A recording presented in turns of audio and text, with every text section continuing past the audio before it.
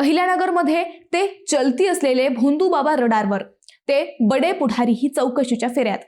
अहिल्यानगरमध्ये भोंदू बाबांच्या प्रकरणाने आता गंभीर वळण घेतले आहे आणि या प्रकरणात केवळ बाबा नाही तर काही बडे पुढारीही चौकशीच्या फेऱ्यात येणार का, असा मोठा सवाल निर्माण झाला आहे।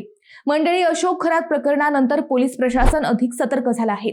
याच पार्श्वभूमीवर अहिल्यानगर जिल्ह्यातील अनेक संशयित भोंदू बाबा आता पोलिसांच्या रडारवर आले आहेत। त्यांच्या हालचालींवर बारकाईने लक्ष ठेवले जात असून त्यांच्या संपर्कात असलेल्या व्यक्तींचीही चौकशी सुरू आहे। दरम्यान श्रीरामपूर तालुक्यातील निपाणी वडगाव परिसरात एक धक्कादायक बाब समोर आली आहे। अशोक खरात या भोंदू बाबाचा या भागाशी संबंध असल्याची चर्चा आहे।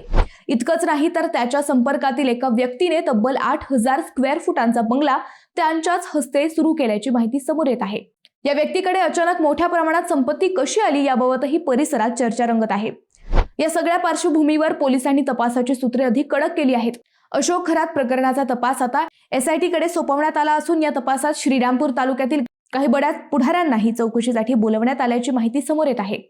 त्यामुळे येणाऱ्या काळात या प्रकरणातून आणखी धक्कादायक खुलासे होण्याची शक्यता नाकारता येत नाहीये।